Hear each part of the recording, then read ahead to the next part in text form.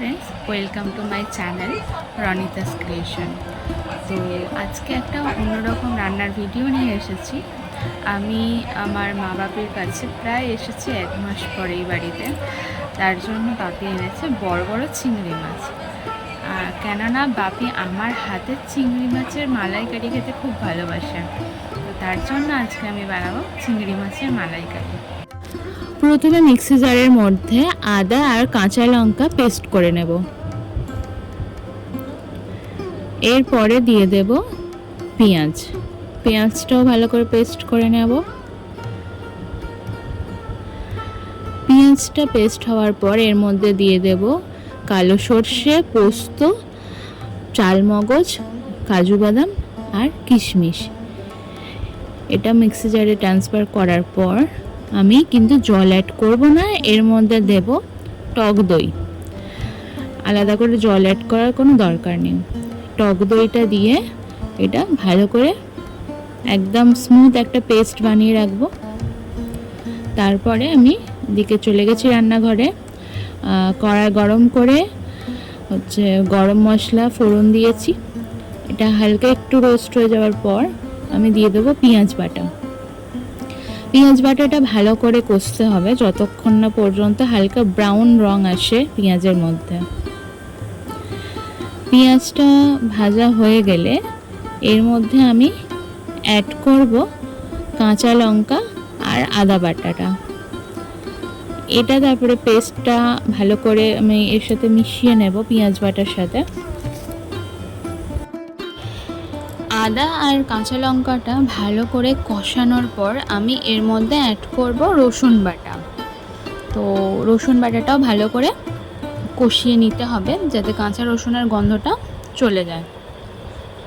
আমার মা আগে থেকে চিংড়ি মাছগুলো ভেজে রেখেছিল, তো তার জন্য আমার কাজটা একটু হালকা হয়ে গেছে। আমি আর মাছগুলো ভাজলাম না, তো নাহলেও আগে মাছগুলো ভাজার পরে তারপরে গ্রেভিটা করতে হতো। তো সেই কাজটা অনেকটা এগিয়ে রেখেছিল মা। এরপরে এটা ভালো করে কষানোর পর আমি দিয়ে দেব সেই আগে থেকে করে রাখা পেস্ট, মানে চালমগজ, কাজু, কিশমিশ, তার সাথে কি যে সর্ষে, কালো সর্ষে, পোস্ত আর টক দই দিয়ে যে পেস্টটা বানিয়ে রেখেছিলাম সেই পেস্টটা আমি দিয়ে দেব। আর এই পেস্টটা দেওয়ার পর কিন্তু কন্টিনিউয়াসলি খুন্তিটা নাড়তেই হবে, কেননা যেহেতু কাজু বাদাম দেওয়া রয়েছে নিচে লেগে যাওয়ার কিন্তু একটা চান্স থাকে। তো সেই কারণে একদম আঁচটা মিডিয়াম টু লো ফ্লেমে রেখে ভালো করে কষাতে থাকতে হবে। আর একটা জিনিস এখানে আমি অ্যাড করব সামান্য একটু হলুদ আর কাশ্মীরি লঙ্কা গুঁড়ো। অনেকেই কিন্তু মালাইকারি সাদা পছন্দ করে, বাট আমি এখানে একটু হালকা রং দিই, কেননা আমার এই ক্রিম কালারটা বেশি ভালো লাগে।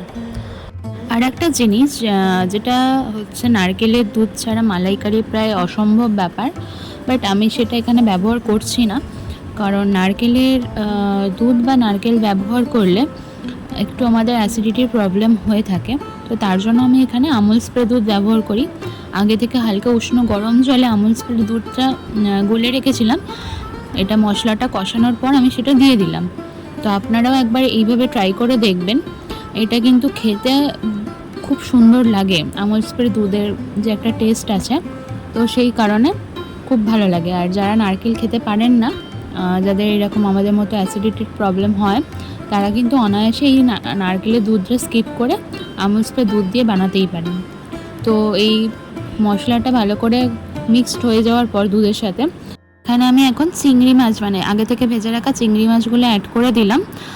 আর আমি কিন্তু এক্সট্রা করে কোনো জল ব্যবহার এখানে করছি না, সম্পূর্ণ রান্নাটাই কিন্তু ওই দুধের ওপরই করছি। চেষ্টা করবেন জলটা কম ব্যবহার করার, না ব্যবহার করতে পারলেই ভালো। আমি তো এখানে কি যে আমুল স্প্রে ব্যবহার করেছি। কোনো সময় যখন আমার হাতের কাছে আমুল স্প্রে দুধ থাকে না, আমি কিন্তু লিকুইড দুধ দিয়েও এইরকম মালাইকারি বানিয়ে থাকি। আমি নারকেলের দুধটা পাই কোনো সময় মালাইকারিতে ব্যবহার করি না, যেহেতু অ্যাসিড হয় তার জন্য।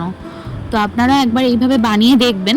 যদি আমুল স্প্রে দুধ নাও থাকে তাহলে আপনি নর্মাল লিকুইড দুধ দিয়েও বানিয়ে দেখতে পারেন।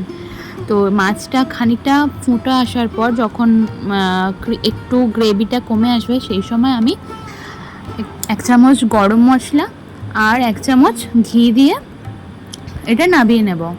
তো আমার এই রেসিপিটা আপনাদের কীরকম লাগলো অবশ্যই কিন্তু আমাকে কমেন্ট করে জানাবেন, আর পারলে একবার বাড়িতে ট্রাই করে দেখবেন। যদি ভালো হয় তাহলে অবশ্যই সেটাও আমাকে জানাতে ভুলবেন না। আর আমার চ্যানেলে নতুন হলে আমার চ্যানেলটা সাবস্ক্রাইব করে পাশে থাকা বেল আইকনটা প্রেস করে দেবেন, যাতে আমি যখনই কোনো নতুন ভিডিও আপলোড করব সবার ফার্স্টে আপনার কাছে সেটা নোটিফিকেশান যায়। তো আজকের মতো টাটা, দেখা হবে অন্য কোনো ভিডিওতে। আর ধন্যবাদ আপনাদের সবাইকে আমার ভিডিওটা সম্পূর্ণ দেখার জন্য।